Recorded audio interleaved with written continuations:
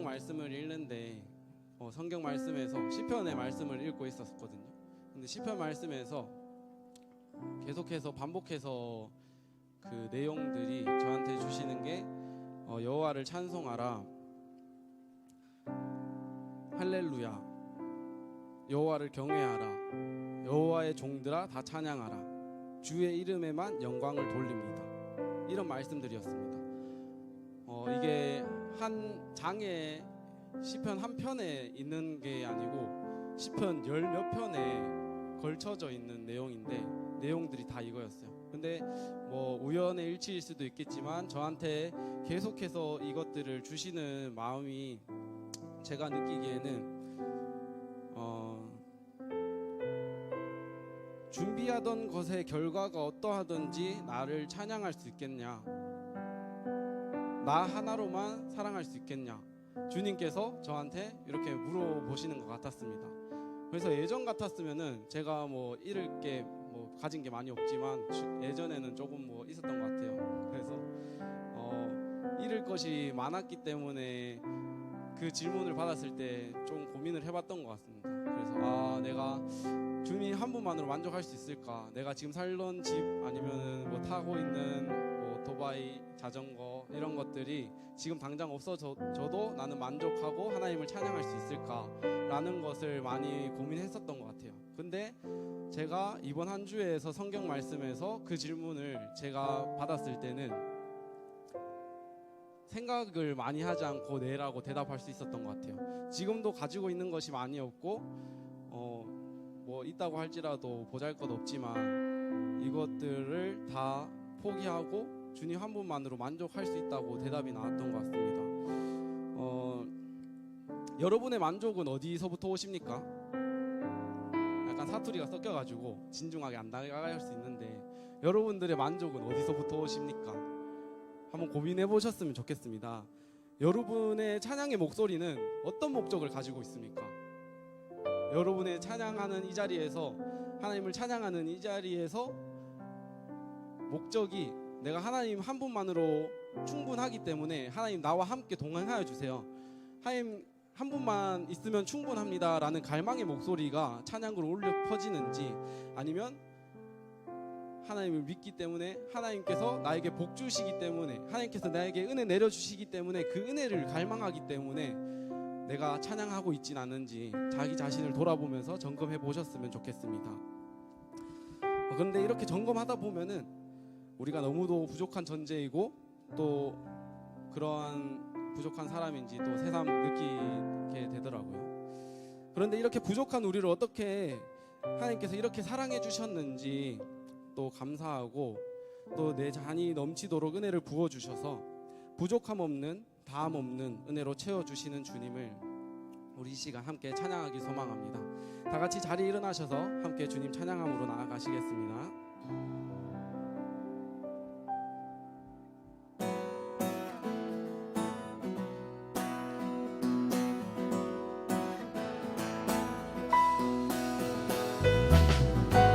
우리 기쁜 마음으로 주님을 찬양합시다. 주님을 축복하며 여호와는 나의 목자시니, 여호와는 나의 목자시니 부족함이 없으리로다.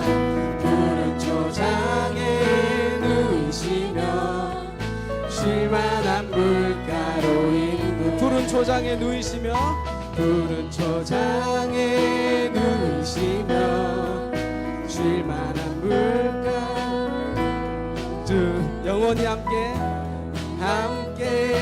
하시는 주 내가 신뢰하리라. 영원하신 나의 주, 신실하신 주님, 위대하신 하나님, 나 사는 날 동안 주, 우리 다시 한 번 더 찬양하기 소망합니다. 그는 신실하신 주님, 위대하신 하나님, 나 사는 날 동안 주를 찬양하리라.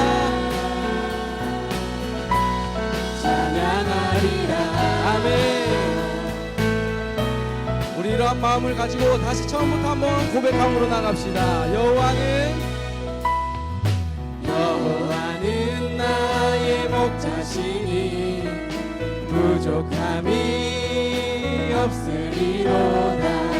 푸른 초장에 누이시며 실만한 물가로 인도해 내 영혼을 회복시키시며 그의 길로 인도하시는 주, 영원히 함께 하시는 주, 내가 신뢰하리라. 영원하신 나의 주, 신실하신 주님, 위대하신 하나님, 나 사는 날 동안 주를 찬양하리. 다시 한 번 더 고백합시다. 신실하신 주님, 위대하신 하나님, 나 사는 날 동안. 우리 다시 한 번 더 고백함으로 나갈까요? 신실하신 주님, 위대하신 하나님, 나 사는 날 동안 주를 찬양하리라. 찬양하리라. 아멘. 찬양하리라.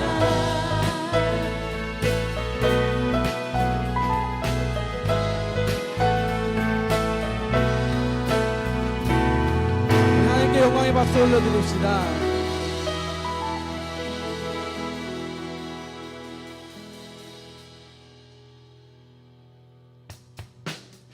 우리 계속해서 신나는 마음으로 찬양 드리실 때 우리 매일 날마다 주님을 찬양하는 마음을 함께 선포하며 나아갑시다.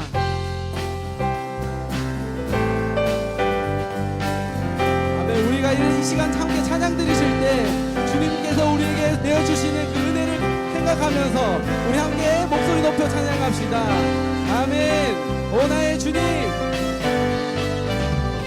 오 나의 주님, 내게 생명 주시니 당신은 내게 얼마나 소중한지 날 구원하신 주께 나의 모든 것 드려 날마다 주를 전파하기 원하네. 날마다 주 위에 살리 날마다 주 따라가리라. 날마다 주와 함께 걸으리. 아멘. 할렐루야.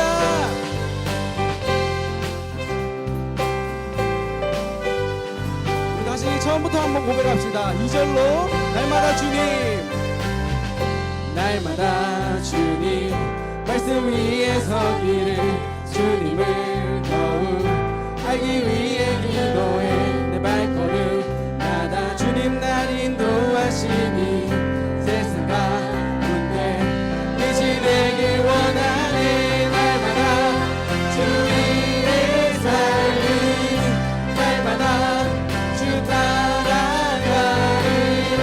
날마다 주와 함께. 우리 다시 한 번 더 선포하며 나갑시다. 날마다 주 위에, 날마다 주 위에 살리 날마다 주 따라가리라. 날마다 주와 함께 걸으리. 우리 다시 한 번 더 찬양합시다. 날마다 주 위에, 날마다 주 위에 살리 날마다 주 따라가리라. 날마다 주와 함께 걸으리. 아멘. 우리 목소리로 찬양합시다. 나 주만 위해 살겠네. 나 주만 위해 살겠네. 나 주만 위해 살겠네.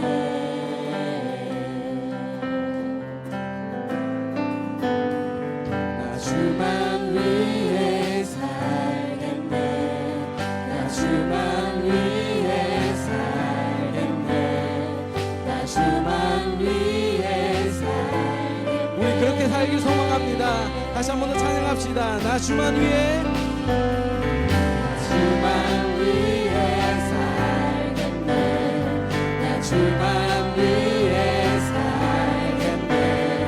나 주만 위해 살겠네. 마지막으로 우리 입술로 고백함으로 나갑시다. 나 주만 위해 아멘.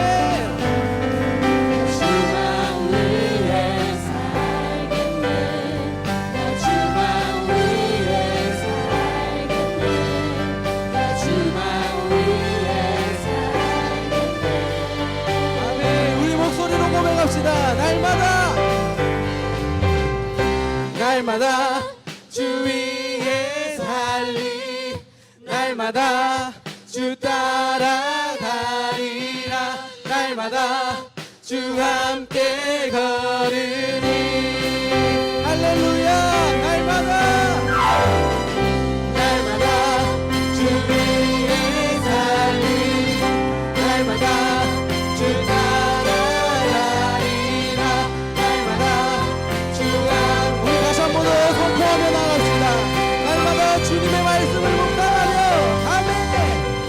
날마다 주 위에 살리 날마다 주 따라가리라 날마다 주 함께 걸으리.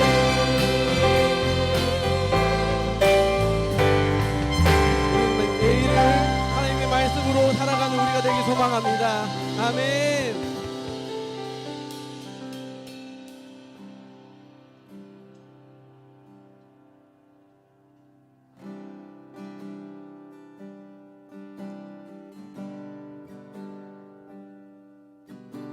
우리 가사를 묵상하시면서 함께 찬양드리길 소망합니다. 끊임없이 내 연약함 나를 둘러싸고 깊고 어두운 외로움에 나 신음할 때 주의 사랑 숨어있는 나를 찾아내시고 따스한 손 우리 처음부터 함께 다같이 고백함으로 나갑시다. 끊임없이 내 연약한 나를 둘러싸고 깊고 어두운 외로움에 나 신음할 때 주의 사랑 숨어있는 나를 찾아내시고 우리 가사를 묵상하시면서 다시 처음부터 함께 고백하기 소망합니다. 끊임없이 내 연약한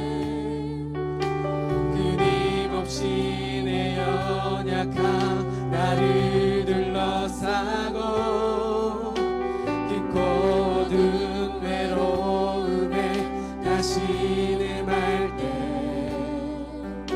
주의 사랑 숨어있는 나를 찾아내시고 따스한 손으로 끌어안아 주시네. 다 먹는 주의 사랑 어제나 오늘이나 변함없네. 다 먹는 주의 사랑 비교할 수 없는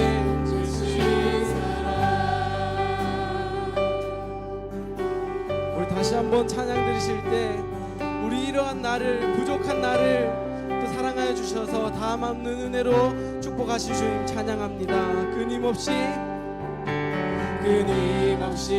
내 연약한 나를 둘러싸고 깊고 어두운 외로움에 나 신음할 때 주의 사랑 숨어있는 나를 찾아내시고 우리 다시 한 번 더 찬양합시다. 끊임없이 내 연약한 나를 둘러싸지만 끊임없이 내 연약한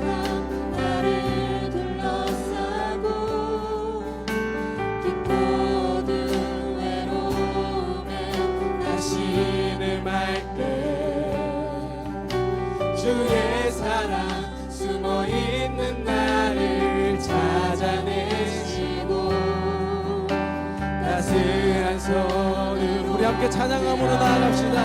다음 없는 다음 없는 주의 사랑 어제나 오늘이나 변함없네. 다음 없는 주의 사랑 비교할 수 없는 다음 없는 주의 사랑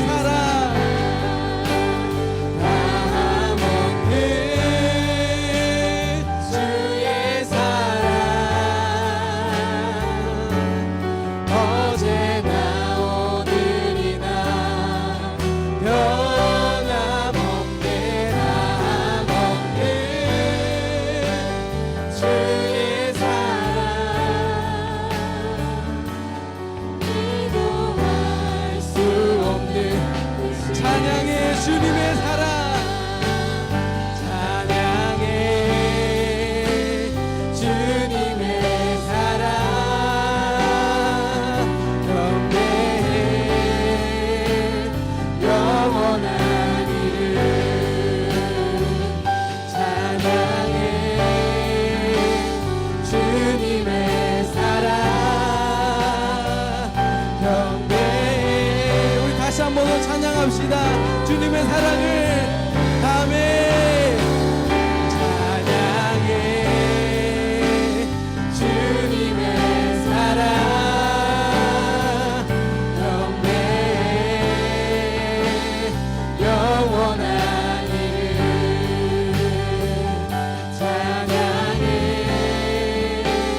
주님의 사랑 경배해 영원한 예수. 우리 목소리로 찬양합시다. 없는 주의 사랑 어제나 오늘이나 변함없네. 다함없는 주의 사랑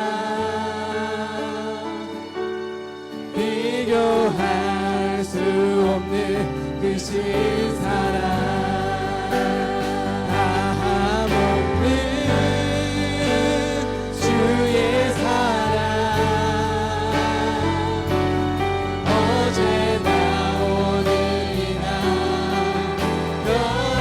변함없네. 다함없는 주의 사랑 비교할 우리 시간 한 가지 기도함으로 나아갑시다. 주님 감사합니다. 이렇게 부족한 저희지만 또 사랑하여 주시니 너무나 감사드립니다. 다함 없는 은혜로 저희의 잔을 부족한 잔을 아낌없이 채워주시는 주님 찬양합니다. 우리가 이 시간 이렇게 기도드리면 좋겠습니다. 주님, 우리 주님 하나로만 만족하는 삶을 살게 해달라며 기도드립시다. 찬양과 기도의 목적이 나의 욕구를 채우기 위함이 아니라 주님 한 분만 있으면 되니 제발 함께 동행하여 달라는 갈망의 기도와 찬양으로 바꾸어 달라고 우리 이 시간 함께 기도합시다. 그리고 기도자와 봉독자 말씀 전하시는 목사님에게 성령의 충만한 은혜 내려주시어 하나님의 신실하심이 온전히 드러나 예배 가운데 오로지 하나님의 함께하심과 감동시키심이 충만한 시간이 될 수 있게 우리 시간 함께 기도드리면서 나아갑시다. 기도하시겠습니다.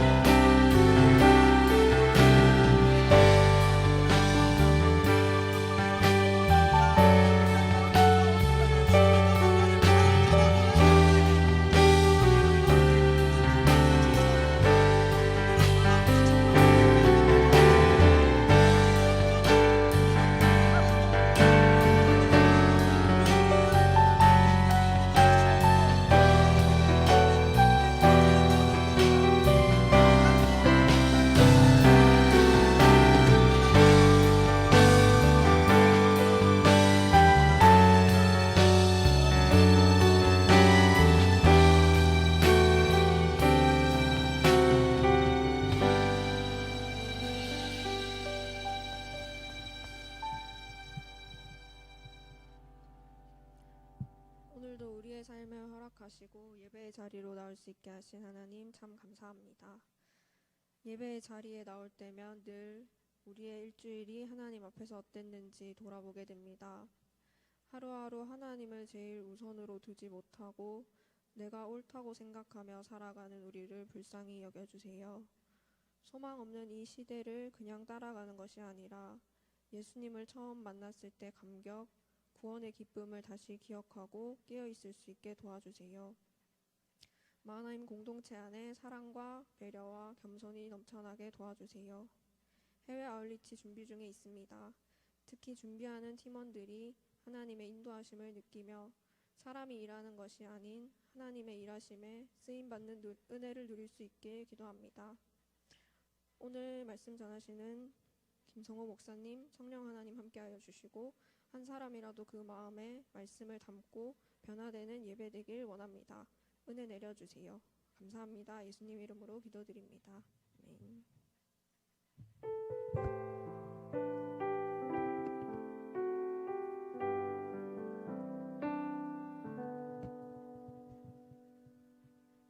오늘 우리에게 주시는 하나님의 말씀은 마가복음 8장 14절부터 21절 말씀입니다.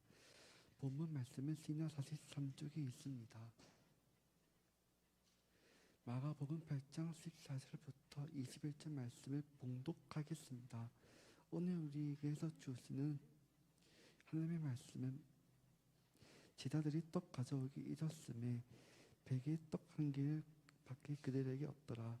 예수께서 경고하 이르시되 상가 바리새인들이 누룩과 헤롯의 누룩을 주의하라 하시니 제자들이 서로 수군거리기를 이는 우리에게 떡이 없음이로다 하거늘 예수께서 아시고 이르시되 너희가 어찌 떡이 없음으로 수군거리느냐 아직도 알지 못하며 깨닫지 못하느니라 너희 마음이 둔하냐 너희가 눈이 있어도 보지 못하며 귀가 있어도 듣지 못하느냐 또 기억하지 못하느냐 내가 떡 5개를 5,000명에게 떼어 줄 때에 저가 몇 바구니를 거두온 더냐 이르되 12이니이다 또 7개를 4,000명에게 떼어 줄 때에 저가 몇 강주리를 거두온 더냐 이르되 7이다 이르시되 아직도 깨닫지 못하느냐 하시니라. 아멘.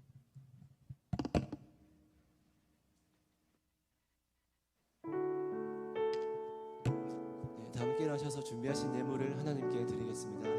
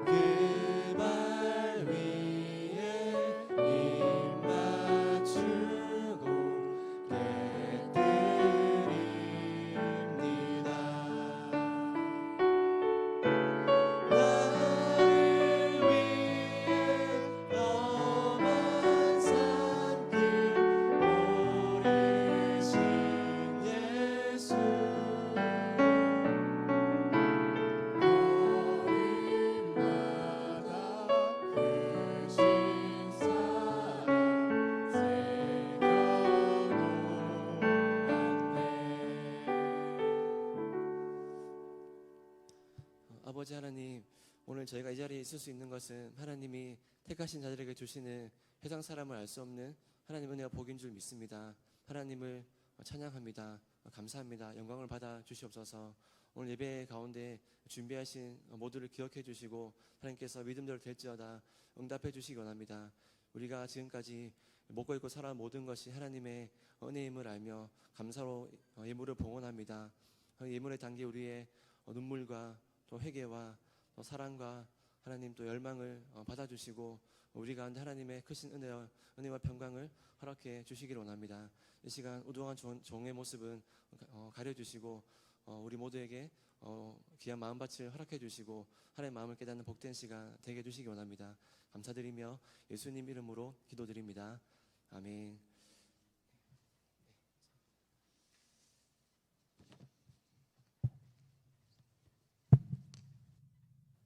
네, 반갑습니다. 저는 김성호 목사라고 합니다. 작년 그 1월 달에 제가 처음 부임하면서 여기서 인사했던 기억이 나는데 잘 모르시겠죠? 네, 그때는 이제 인사로 왔고 오늘은 말씀의 자리로 불러주셔서 감사를 드립니다. 혹여나 왜 우리 신일철 목사님 안 계시는가? 왜 처음 본 분이 여기 앞에 있는가? 혹시 그런 분이 계실까봐 신일철 목사님은 건강에 아무 이상이 없으시고 염려하실 필요 없으시고 교회에서 뭔가 사정이 있으셔서 오늘만 제가 대신 하게 되었습니다. 그래서 신 목사님 아니라고 노여 마시고 간대하게 받아주시면 감사하겠습니다. 오늘 본문은 그 예수님과 제자 일행이 이제 배를 타고 이동하는 장면으로 시작을 합니다. 이 장면 전에 무슨 일이 있었냐면 떡 5개와 물고기 2마리로 남자만 5,000명을 먹이는 그 사건이 있었고 또 떡 7개와 물고기 2마리로 남자만 7,000명을 먹이는 사건이 이제 있었습니다. 흔히 말하는 오병이어 또 칠병이어 사건이 있었죠. 이 놀라운 일로 배부름을 얻고 기뻐하고 있던 차에 바리새인들이 예수님께 와서 하늘로부터 오는 표적을 구하는 것입니다. 하지만 예수님은 그들의 요구에 아무런 표적을 보여주지 않고 배를 타고 건너편으로 이제 가십니다. 그러면서 예수님께서 이제 오늘 하시는 말씀이 성경 다 있으신가요? 여기 보시면 15절에 예수께서 경고하여 이르시되 삼가 바리새인들의 누룩과 헤롯의 누룩을 주의하라 하시니 이렇게 되어 있습니다. 여러분 누룩은 아시겠지만 빵을 만들 때 넣어서 부풀게 만드는 그 재료이지 않습니까?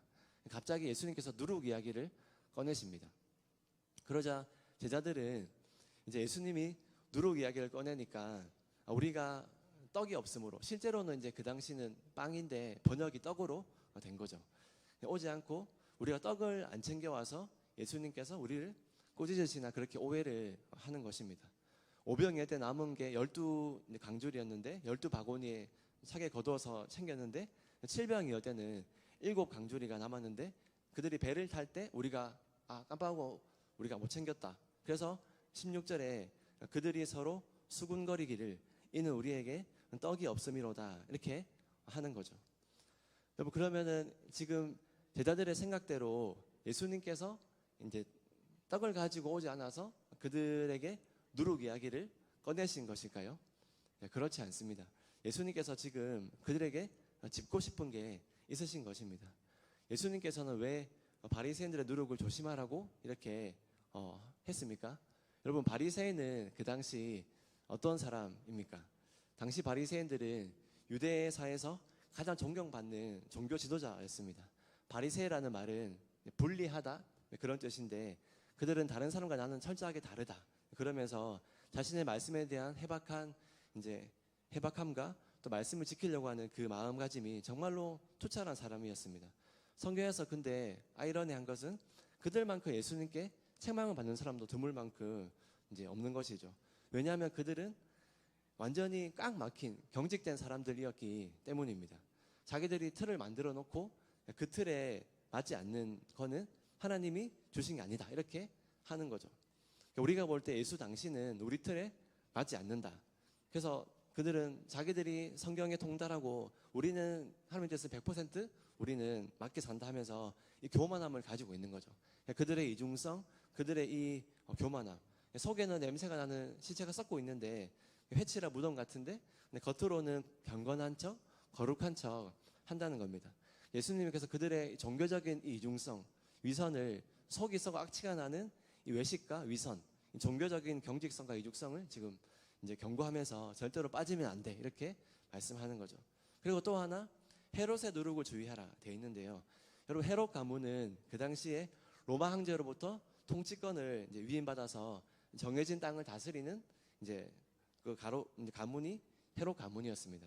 근데 그들의 관심사는 내가 하나님 뜻을 알고 또 인생을 값어치게 살고 의미 있게 살아가는 이런 거는 아무런 관심이 없었습니다. 오로지 눈앞의 욕망에 눈이 먼 사람이죠. 더 많은 땅, 더 큰 권력, 더 큰 세상의 짜릿한 쾌락을 추구하는 사람들입니다. 그래서 헤롯 안티파스는 자기 동생의 아내, 그러니까 제수를 자기 아내로 삼는 그런 만행을, 그것도 은밀하게 아니고 대놓고 그런 만행을 저지르지 않습니까?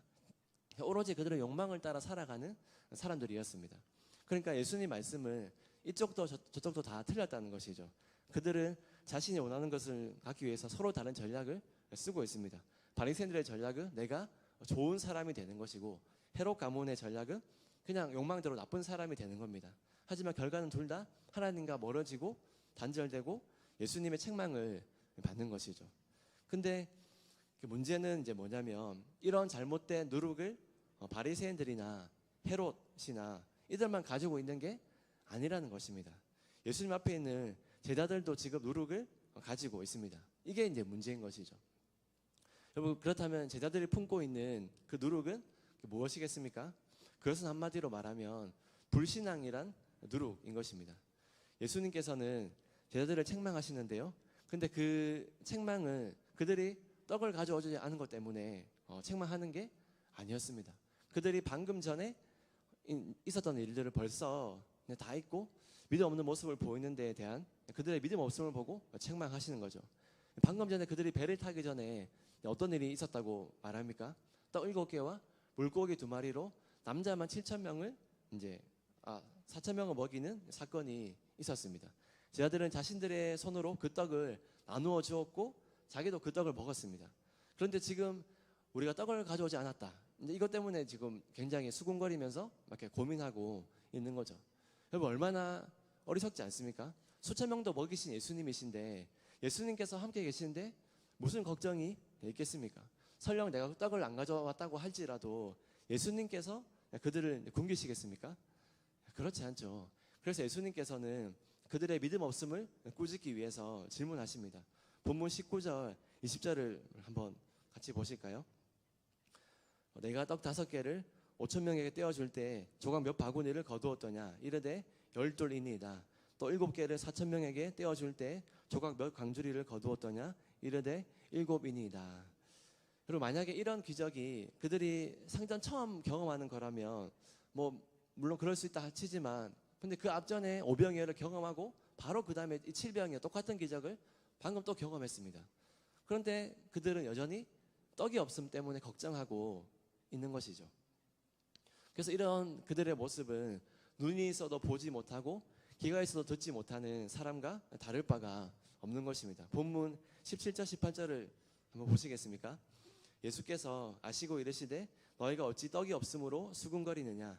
아직도 알지 못하며 깨닫지 못하느냐? 너희 마음이 둔하냐? 너희가 눈이 있어도 보지 못하며 귀가 있어도 듣지 못하느냐? 또 기억하지 못하느냐? 그러니까 지금 제자들의 문제는 떡을 가져오는 것을 잊은 게 아니라는 것이죠. 그들의 진정한 문제는 예수님의 능력을 믿지 못하는 그들의 믿음 없음이 문제라는 것입니다. 근데 여러분, 따지고 보면 우리도 그들과 크게 다를 바가 없습니다. 여러분, 2023년을 새로 시작한 지가 벌써 얼마 안 된 것 같은데 벌써 이제 절반 가까이 5개월이 지나가고 있습니다. 우리도 그렇게 살아오면서 이런 생각을 할 때가 많지 않았습니까? 여러분, 여기서 말한 떡, 이 떡이 무엇입니까? 떡은 내가 가지고 다니면서 배를 채우는 인간적인 그 양식들을 말합니다. 우리가 가진 삶의 방식들을 통칭하는 게 떡이라고 할 수 있겠습니다. 그래서 우리는 어떤 어려움을 만났을 때 이런 힘들 때마다 뭐라고 이렇게 합니까? 내가 다 떡을 가져오지 않아서 그래. 그렇게 이야기를 하는 경향이 많이 있는 것이죠. 그러니까 내가 다 열심히 공부하지 못해서 그렇지. 그때 내가 준비를 잘 못해서 그렇지. 내가 우리 집이 돈이 조금 없어서 내가 좋은 학교를 들어가지 못해서 세월을 잘못 만나서 그런 탓이야. 이렇게 우리가 말을 한다는 것입니다. 물론 이런 넋두리가 일리 있는 것처럼 보일 때가 있습니다. 하지만 그런 문제보다 더 심각한 우리의 문제는 믿음을 가져오지 않은 것. 그게 정말 심각한 문제라는 것입니다. 하나님의 눈은 언제나 우리를 지금도 보고 계십니다. 우리가 떡을 가져오지 않았어도 준비가 조금 부실해도 우리를 찾아오시고 아까 우리 찬양처럼 우리를 찾으시는 하나님, 찾아오시고 먹이시고 입히시는 하나님이 계시면 우리는 걱정할 게 사실 없습니다. 우리가 떡을 준비하지 못했어도 하나님께서는 먹이실 것입니다. 하나님을 향한 믿음을 그래서 우리가 반드시 가져야만 하는 것이죠. 우리가 인생을 사는데 가장 큰 문제는 떡을 가져오지 않은 것이 아니라 믿음을 가져오지 않은 게 가장 큰 문제라는 것입니다. 여러분 이스라엘 백성을 한번 생각해 보세요. 그들이 광야를 이제 지날 때 그들이 애굽을 빠져나왔습니다. 그럼 광야에 왔을 때 그들이 막 정성껏 준비해서 왔습니까? 그들이 애굽에서 나올 때 겨우 가루 반죽 조금을 가지고 나왔을 뿐입니다. 출애굽기 12장 34절을 보면 이렇게 되어 있는데요. 그 백성이 발교되지 못한 반죽 담은 그릇을 옷에 싸서 어깨에 매니라 이렇게 했습니다. 그들은 반죽으로 떡을 만들어 먹었습니다. 12장 39절을 보면 그들이 애굽으로부터 가지고 나온 발교되지 못한 반죽으로 무교병을 구웠으니 이는 그들이 애굽에서 쫓겨남으로 지체할 수 없었음이며 아무 양식도 준비하지 못하였음이었더라. 그들이 아무 양식도 준비하지 못했다라고 되어 있습니다.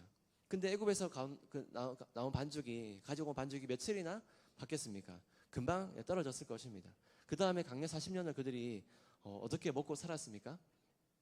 그래서 바로 하나님께서 그들을 먹이셨습니다. 하나님은 만나 메추라기로 그들을 이제 먹이시는 거죠. 출애굽기 16장 13절 15절을 보시면 우리 앞에 있는 말씀을 같이 한번 읽어볼까요? 시작. 저녁에는 메추라기가 와서 진에 덮이고 아침에는 이슬이 진 주위에 있더니 그 이슬이 마른 후에 광야 지면에 작고 둥글며 서리같이 가는 것이 있는지라. 이스라엘 자손이 보고 그것이 무엇인지 알지 못하며 서로 이르되 이것이 무엇이냐 하니 모세가 그들에게 이르되 이는 여호와께서 너희에게 주어 먹게 하신 양식이라. 아멘. 그러니까 이 이후에도 이스라엘 백성들은 양식을 준비하지 못했지만 하나님이 먹이실 거다. 그런 믿음을 준비하면서 이제 가지고 다니는 것이죠. 우리가 5개월 가까이 살아오면서 우리가 저지른 치명적인 실수는 무엇입니까? 떡을 가져오지 않은 게 우리의 실수가 아니라는 것입니다. 우리의 실수는 하나님을 전적으로 신뢰하지 못하는 게 우리의 문제인 것이죠. 우리가 얼마나 많은 순간에 믿음 없이 판단하고 두려워하면서 당할 때가 많습니까? 여러분 지금 제자들이 배를 타고 이제 그 건너가는 것처럼 우리도 인생이라는 배를 타고 언제 뒤집힐지 모르는 바다를 항해하는 것과 똑같다고 할 수 있겠습니다. 여러분 지금 인생이라는 그 배에 무엇이 들어있는지 한번 생각해 보시겠어요? 그럼 먹을 건 필요하니까 식료품, 빵이나 뭐 라면 같은 거 이렇게 들어있습니까? 그 음식을 해 먹을 수 있는 도구나 양념이 들어있습니까? 아니면 뭐 필요한 옷가지나 구명조끼 같은 게 들어있습니까? 여러분 저는 그 모든 것을 여러분이 꺼내시기를 바랍니다. 그리고 그 배의 가장 중심에 여러분의 믿음을 채우시게 되기를 바랍니다. 그래서 우리가 어떤 상황, 어떤 순간에도 우리를 인도하시고 공급하실 분은 하나님이시다. 그 믿음을 우리가 가득 채우게 되기를 바랍니다. 그래서 우리가 설령 준비한 것이 떨어졌다 하더라도 하나님께서 우리 가운데 동일하게 만나 매출하기를 주시듯이 우리의 삶을 인도해 주실 거라고 믿습니다. 그래서 우리는 다른 무엇보다 이 믿음을 가져오지 못한 것이 실수를 깨닫는다면 우리는 앞으로 나갈 때 반드시 내가 믿음을 가지고 나가리라. 그런 결심을 하게 되기를 바랍니다. 여러분 이 믿음의 문제도 누구도 장담할 수 없습니다. 시편 말씀해 보면 우리 성경에 있으신 분 한번 찾아보실까요? 시편 73편인데요. 시편 73편 우리 한 번만 찾아보면 좋겠습니다. 시편 73편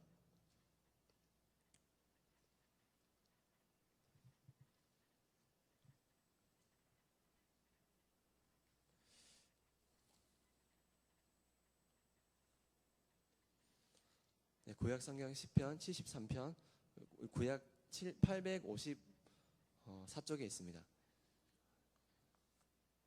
그 여기 보시면 이제 아삽의 시라고 되어 있는데요. 여러분 아삽은 그 당시에 구약을 대표하는 찬양 대장으로 이해할 수 있습니다. 지금으로 치면 최고의 찬양 사역자 그렇게 봐도 될 것입니다. 근데 시편을 시작하는 분위기가 뭔가 좀 이상합니다. 우리 성경 2절을 보면 이렇게 나와 있죠.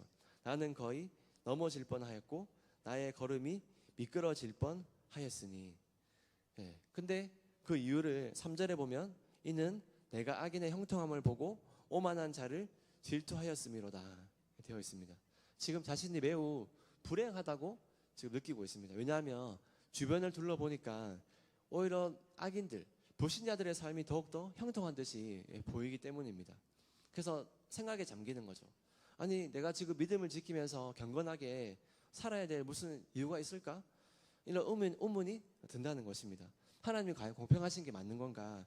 내가 굳이 믿음을 지키며 좁은 길로 가야 될 이유가 있는 것일까? 이런 질문을 하고 싶은 충동이 계속해서 드는 것이죠. 그래서 그는 이 상황 때문에 굉장히 고통스러웠습니다. 그 내용이 16절까지 쭉 이어지는데요. 그러다가 17절에서 반전이 나옵니다. 17절을 우리 보시면 이렇게 나오는데요. 한번 같이 읽어볼까? 앞에 화면이 있는데요. 시작. 하나님의 성소에 들어갈 때에야 그들의 종말을 내가 깨달았나이다. 아멘. 하나님의 집에 들어가게 됐을 때, 하나님을 다시 말해 예배하게 되었을 때 하나님께서 그의 시야를 열어주셔서 내 삶에 대한 올바른 시야를 회복하게 되는 것이죠.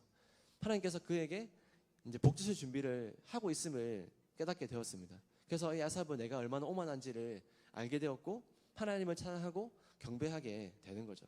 그래서 여러분 잘 아시는 하늘 위에 주님밖에 내가 사모할 자 이 세상에 없나? 없네. 그 찬양 다 아시죠? 그 유명한 고백이 여기 이 시편에 나오는데요. 25절에 보면 이렇게 나와 있습니다. 하늘에서는 주 외에 누가 내게 있으리요? 땅에서는 주밖에 내가 사모할 리 없나이다. 아멘. 그러면서 시편 기자는 결론에 도달하는데요. 그 결론을 27절에서 이렇게 말합니다. 무릇 주를 멀리하는 자는 망하리니. 또 28절에 하나님께 가까이함이 내게 복이라. 여러분, 우리에게는 하나님을 가까이 하든지 멀리 하든지 둘 중에 하나밖에 없는 거죠. 어중간한 중간지대는 없는 것입니다. 그래서 시편 기자가 이렇게 고백하는데요. 내게 있어 진정한 문제는 내가 하나님을 가까이 하지 않았다. 이렇게 지금 고백을 한다는 겁니다. 하나님의 성소에 들어갈 때, 하나님 예배할 때 내가 그것을 깨닫게 되었다는 것이죠. 그래서 그는 자신의 문제가 오직 한 가지인데 그 한 가지 문제는 내가 그분과 바른 관계 안에 지금 서지 못하구나. 이것을 깨닫게 된다는 것입니다. 여러분, 우리는 삶 속에서 일어나는 많은 어떤 일들이 그 일들이 우리의 행복을 좌지우지한다는 생각이 그런 경향이 많이 있지 않습니까? 우리의 뭐 재정 문제, 건강 문제, 사람과의 관계 문제, 또 취업의 문제, 진로의 문제, 결혼의 문제. 그래서 그러한 문제, 이러한 문제만 내가 해결이 되면 내 삶이 나아질 거다. 이런만 해결되면 나는 행복해질 거야. 이런 생각을 우리가 합니다. 그래서 시편 기자도 불신자의 외형과 그들의 번영함을 보고 시편 기자가 그들을 시기하면서 그 자신의 지금 이 신세를 보고 불평하고 원망하였습니다. 근데 그는 불행의 원인이 오직 한 가지뿐임을 알게 되었는데 그것이 바로 내가 하나님을 가까이 하지 않았다. 이것을 깨닫게 되었다는 것입니다. 여러분, 이것이야말로 우리 믿는 사람에게 있어서 근본적인 지혜라고 믿습니다. 우리가 하나님을 떠나는 순간 모든 일이 그릇되기 시작하는 것이죠. 우리 그리스도인들에게는 하나님을 가까이 하는 것이 가장 중요한 문제입니다. 그분을 가까이 함으로 우리는 기쁨을 얻고 평화를 얻고 그분의 품 안에서 사랑과 안식을 확신을 가지게 되는 것입니다. 그래서 시편 기자의 결론은 내 인생에 어떤 일이 있나 할지라도 나는 하나님을 가까이 하겠다. 이것을 내 인생의 본질로 삼겠다. 그렇게 결론을 내는 것입니다. 그래서 여러분, 우리가 하나님보다 더 중요한 여기는 게 있으면 그것은 결코 우리를 안전하게 할 수 없는 것이죠. 그게 뭐 우리의 진학이든 취업이든 결혼이든 성공이든 그게 무엇이 되었든 우리가 거기에 의미의 안전을 두고 살아간다면 여러분, 만약에 이 세상의 모든 것은 환경과 상황에 따라서 변화되고 없어지기 마련인데 내 의미와 인생이 그것이 없어지면 동일하게 사라지게 되는 것이기 때문인 것입니다. 그래서 우리가 다른 것을 내가 조금 부족하고 모자라고 못 가졌다고 할지라도 우리가 이 믿음을 반드시 가지게 되기를 바랍니다. 이 믿음을 가지고 믿음을 가지지 못하는 것, 이것이야말로 우리 생에 가장 큰 문제고 실수가 될 것입니다. 하지만 우리가 믿음을 가지고 가는 것이야말로 우리 인생의 가장 큰 복이 될 거라고 믿습니다. 저는 여러분이 이 믿음으로 남은 한 해를, 이 남은 이 절반의 삶을 살 수 있기를 바랍니다. 이제 우리가 한 달이 지나면 하반기에 접어드는데 여러분이 한 달 더 빨리 지금 벌써 하반기가 왔다라는 생각으로 이 하반기를 한번 임해 보시기를 바랍니다. 그래서 내가 하반기에는 무엇보다 믿음을 가지고 살아가리라, 그런 고백으로 살 수 있기를 바라는 것이죠. 저는 그 딸이 2명 있는데요. 그 아내랑 이제 연애할 때 제가 이제 좀 이제 외모도 그렇게 이제 보일지 모르겠지만 잘 잃어버리고 좀 그래가지고 부주의한 게 많은데 한 번은 이제 데이트하다가 지갑을 분실했습니다. 그래서 이제 혼이 나고 생일 선물로 지갑을 이제 받게 됐는데 지금도 잘 사용하고 있는데요. 근데 이제 그때 지갑을 분실하고 안에 뭐 신분증이나 중요한 뭐 카드나 이런 게 있으니까 하루 종일 이제 거기 지갑 어떻게 하자면서 막 전화하고 막 어떻게 찾아보고 막 왔던데 다시 돌아가보고 막 이렇게 불등에 이제 발등에 불이 떨어진 거죠.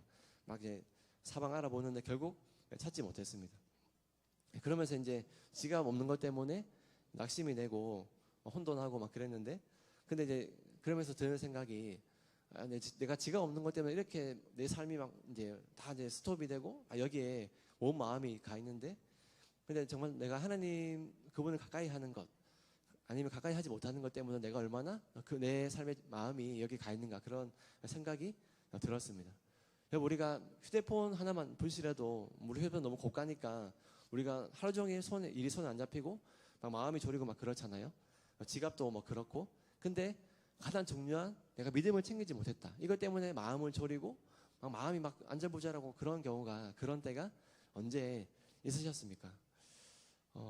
그럼 저는 우리가 예수님 믿고 살아갈 때 우리가 믿음을 지키고 내가 말씀에 순종하며 살아간다고 해서 뭐 천지개벽이 일어나고 세상이 달라지고 사람들이 날 존경하고 막 그런 일이 벌어지겠습니까?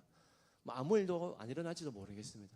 근데 중요한 것은 내가 그렇게 믿음으로 하루 살아간 그 삶을 통해서 하나님은 나를 보시고 내 삶을 긍정하시고 그 하루의 삶은 하나님 기뻐하는 삶이 되는 것입니다. 그러니까 우리의 그 기준은 남들이 나를 어떻게 보는가가 아닌 것이죠. 하나님이 내 삶을 긍정하시면 그분이 인정하시면 그걸로 충분한 삶이 되는 거라고 믿습니다. 그래서 여러분 우리가 무엇보다 이 뭔가 약국 가서 이제 처방전 나올 때 진단이 정확해야지 처방전이 바르게 나오지 않습니까? 세상의 진단은 무엇이죠? 세상의 진단은 우리한테 떡이 없는 것 때문에 지금 너는 떡이 이게 부족하구나. 그 떡을 어떻게든 채워야 돼. 이렇게 떡이 없는 것 때문에 우리를 진단하고 떡을 가지게 되면 다시 네 인생이 바르게 되고 행복해질 거라고 이야기합니다. 하지만 오늘 본문에서 예수님의 진단은 무엇입니까? 우리가 떡이 없으므로 떡이 없는 것 때문에 너희 인생이 그렇게 되는 것이 아니라 너희의 문제는 믿음이 없는 게 문제다. 이렇게 진단하시는 것이죠. 여러분 세상의 진단이 맞습니까? 주님의 진단이 맞습니까? 세상을 지으신 주님의 진단이 맞는 것이죠. 그분은 최종 판단자가 되시는 분이십니다. 주님께서 우리한테 우리의 믿음 없음이 문제라고 하는 것이죠. 그러면서 우리의 진단이 믿음 없음이라면 우리의 처방은 무엇이 되겠습니까? 그 믿음을 날마다 가지고 소유하고 살아가는 것입니다. 그래서 여러분 우리가 아무리 떡이 없는 것은 물론 떡이 없는 것 때문에 우리가 마음을 졸이고 힘들고 그럴 수 있죠. 그래서 떡이 생기면 마음이 다 안정되고 그럴 수 있습니다. 근데 그런 것은 사실 따지고 보면 증상일 뿐이죠. 중요한 것은 근본적인 치료책이 있어야 됩니다. 집에 싱크대에서 음식물 아치가 날 때 어떻게 하면 되겠습니까? 빨리 그 음식물을 이제 쓰레기통에 버려야 되겠죠. 근데 그것은 단지 증상을 제거하는 것뿐이죠. 근본적인 해결책은 무엇이 되겠습니까?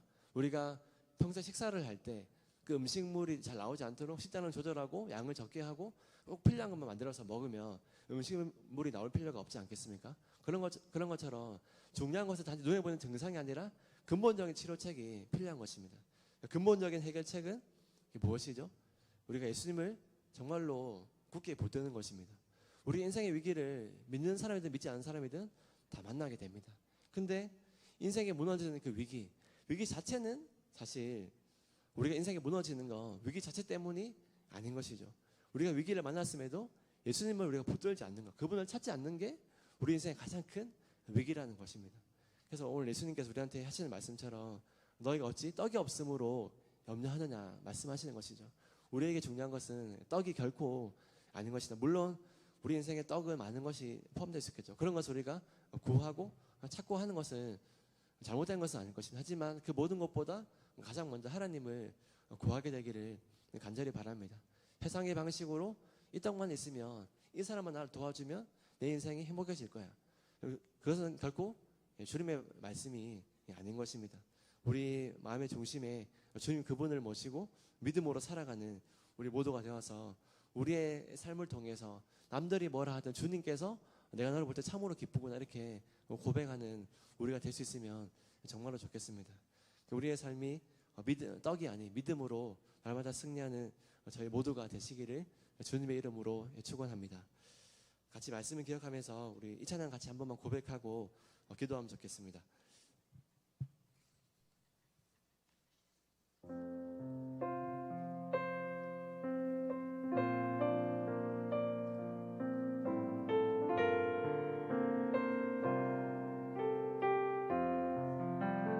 세상은 들리고 세상은 들리고 사람들은 변하여도 나는 주를 섬기리.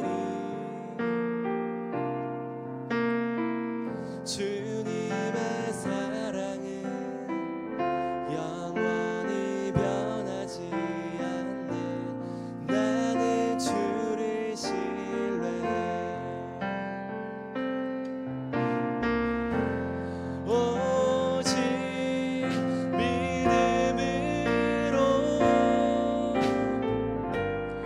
믿음으로 내가 살리라. 오직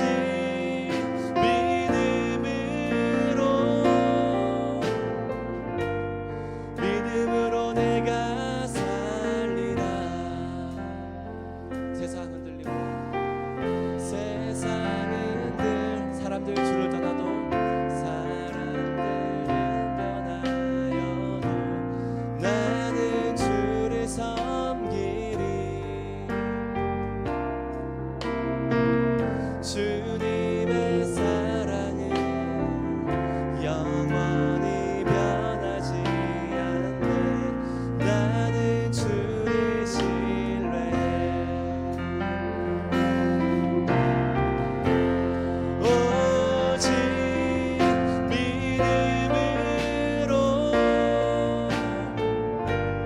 믿음으로 내가 살리라. 오직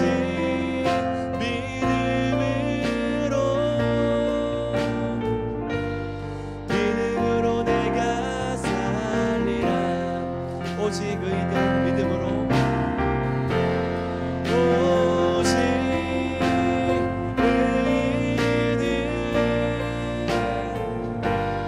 믿음으로 말미암아 살리라. 오직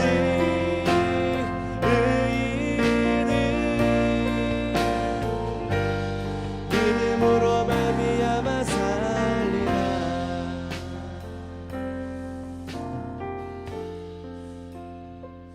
우리 같이 한번 기도하실 때 이 말씀을 기억하면서 같이 기도하면 좋겠습니다.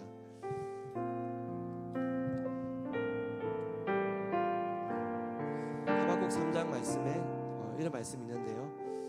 비록 무화과 나무가 무성하지 못하며 포도나무에 열매가 없으며 감람나무에 소출이 없으며 밭에 먹을 것이 없으며 우리의 양이 없으며 외양간에 소가 없을지라도 나는 여호와로 말미암아 즐거워하며 나의 구원의 하나님으로 말미암아 기뻐하리로다. 아멘.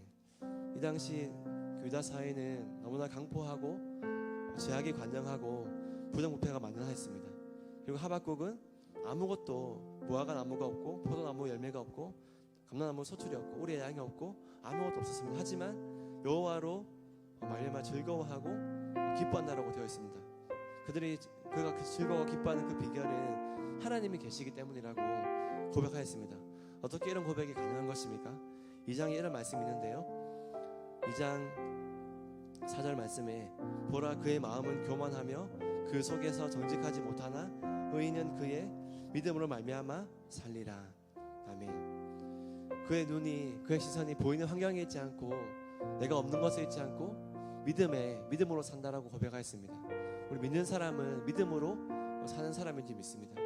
우리 같이 한번 기도할 때 우리가 이 귀한 시간에 남들은 다 자기 욕망을 따라서 세상에 나가서 즐기고 살아가지만 우리가 이 자리에 이 시간 교회 나와서 사람 예배합니다. 근데 우리가 단지 교회 나와서 예배하는 것으로 만족하지 않기를 바랍니다. 우리가 교회 나와서 예배하는 것으로 그치는 것이 아니라 교회만 다니는 사람이 아니라 정말로 예수님의 삶의 주인으로 모시는 그 믿음이 우리 가운데 정말로 살아있기를 원합니다. 그래서 하나님께서 우리를 얼마나 사랑하셨는지 우리가 깨달아 알 수 있게 하셔서 우리가 정말로 지실 때에 그분을 믿을 수 있도록 그 믿음 우리가 부어달라고, 우리의 땅을 살아갈 때 우리가 믿음 없으면 용서해 주시고 날마다 믿음으로 승리하도록 우리를 새롭게 해달라고 다시 한번 우리 이 고백까지 다시 한번 함께 한번 기도하겠습니다. 아버지 하나님, 저희 간절히 구하는 것은 아버지 우리가 주님 우리의 믿음 없으면 용서해 주시고 우리의 믿음을 받은 땅을 살게 원합니다. 하나님, 은혜를 간절히 구합니다. 하나님, 우리가 이 땅을 살아갈 때 많은 게 우리는 떡이 없기 때문에 우리 인생은 비관하고 우리가 원망불평하지만 우리 진짜 문제는 떡이 없는 것이 아니라 우리 믿음 없으면 주님께서 정말하시고 보게 되는 거죠. 우리 주님을 살아갈 때 우리 믿음 없으면 용서해 주시고 정말 아버지 이 땅을 살아가면서 우리가 우리가 살아야 될 믿음으로 교회만 다니는 것이 아니라 정말 살아계신 주님을 의미하며 믿음으로 주님 붙들어보는 생명을 새롭게 하시고 그 믿음을 부어주시고 남남께서 믿음을 정말로 끌어내게 하시고 그 믿음을 살아있게 하시고 살아있어 믿음 가지고 주님의 사랑을 부어주시고 사랑을 새롭게 하시고 아버지 붙잡아 주시옵소서. 하나님, 용서해 주시고 우리 땅 없으면 그냥 계시는 믿음 없으면 하면서 하나님께서 믿음으로 살아가는 아버지 우리를 붙들어주시고 오직 믿음으로 살아가는 법이지만 믿음으로 살아가는 새롭게 하시고 나를 신뢰하지 않고 나를 바라보지 않고 주님 바라보고 주님 신뢰함으로 믿음으로 살아가는 법을 새롭게 하시고 아버지를 붙잡아 주시고 하나님 우리 믿음께서 부어주시고 믿음에서 용서하시고 믿음으로 살아가는 믿음을 일깨워 붙여서 그분의 믿음을 믿음으로 살아가시고 새롭게 하시고 하나님을 구합니다. 아버지 은혜로운 시간을 살게 하시고 하나님 아버지 은혜로운 시간을 살게 하시고 하나님 어려움을 주셔서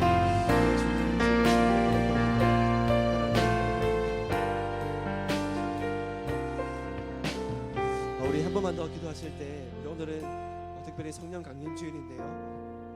우리가 이렇게 나와서 예배하는 것, 기도하는 것, 말씀을 깨닫고 살아가는 것, 이 모든 것은 주의 성령께서 우리가 역사하실 때 가능한 줄 믿습니다. 우리 힘으로는 연약하고 넘어지지만 성령께서 역사하시면 우리가 안 되는 것도 되게 하시고 이 모든 것이 주의 성령의 역사하신 가운데 가능하게 될 거라고 믿는데 우리가 무엇보다 이 시간 성령을 구하면 성령이 우리 가운데 충만하게 임하셔서 우리의 믿음 없음을 용서하시고 믿음을 부어주시고 믿음으로 기도하고 깨어서 말씀 안에 살아가도록 붙들어달라고 같이 한번 기도하시고 또 동시에 오늘 청년주일인데 하나님 우리가 성령으로 이 땅을 살아갈 때 우리가 무엇보다 구할 것은 우리의 믿음인 줄 믿습니다. 정말 이 시대 교회가 욕을 먹고 그렇게 비난의 대상으로 전락하지만 우리가 정말로 우리의 믿음을 통해서 하나님 살아계심을 증거하는 그런 믿음의 사람으로 살아갈 때 우리의 삶이 세상 가운데 빛과 소금으로 나타내 보이고 우리의 믿음의 삶을 통해서 다시 한번 세상이 우리를 바라볼 수 있도록 은혜 부어달라고 우리 성령을 구하면서 또 우리 믿음의 사람으로 우리 다시 우리 삶을 새롭게 해달라고 다시 믿음으로까지 다시 한번 함께 다시 한번 합심으로 기도하겠습니다.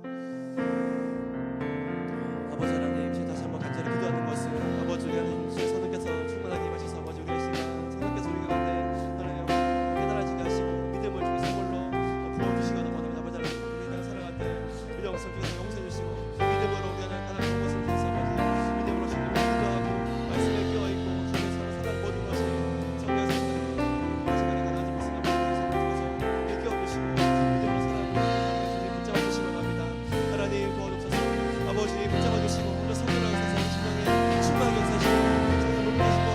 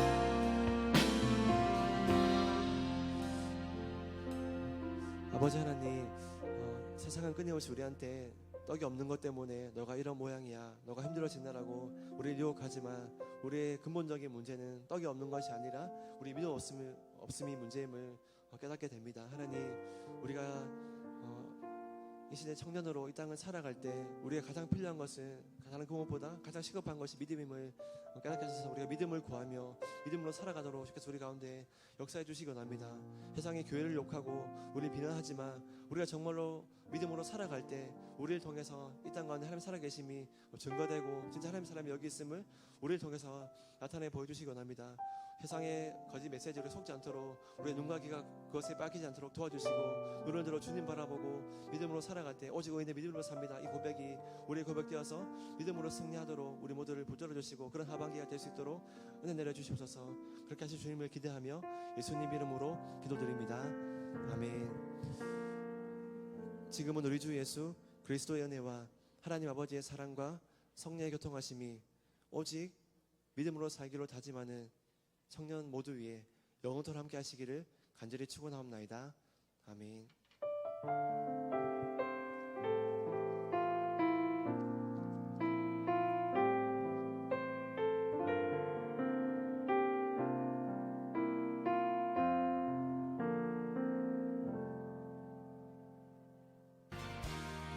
광고 시작하겠습니다.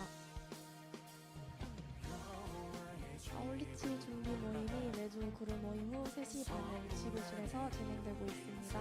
아울리치에 참여하시는 분들은 그룹 모임 끝나고 필참해주시면 감사하겠습니다. 청년 예배 온라인 안내입니다. 유튜브 대구 신앙교회 채널에서 12시 45분부터 스트리밍이 시작됩니다. 예배 전 기도회가 진행되고 있습니다. 오후 12시 30분부터 입구 집단 잠옷실에서 기도로 예배를 준비합시다. 토요 기도회가 매주 토요일 11시 청년부실에서 진행됩니다. 아울리치를 준비하는 기간 동안 아울리치 참여자들은 토요 기도회 필참입니다. 헌금 계좌 안내입니다. 온라인으로 헌금하실 분들은 화면에 있는 계좌로 헌금해주시면 됩니다. 예배 후에 그룹 모임이 있습니다. 교우장을 따라 교육관으로 모여주시면 되겠습니다. 다음 주 예배 담당자는 기도회 이계선 목사님, 성경봉독의 서규빈 형제님입니다.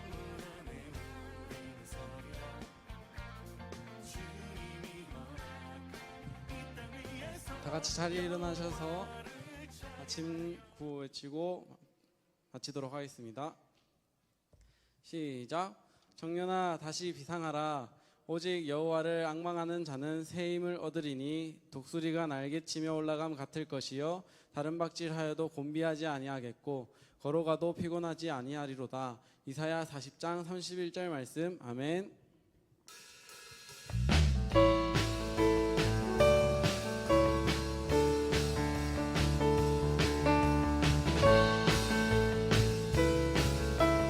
함께 찬양합시다. 주앙망하는 자, 주앙망하는 자, 새 힘을 얻으리. 독수리 올라감 같이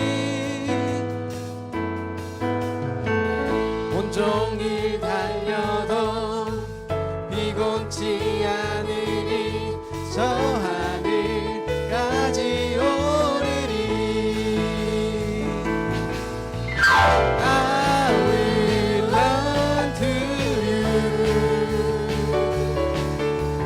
I will run with you. 주 앞에 설 때까지. 모든 대회가 다 마쳤습니다. 한 주도 승리하는 삶 사세요. 주왕망하는 자.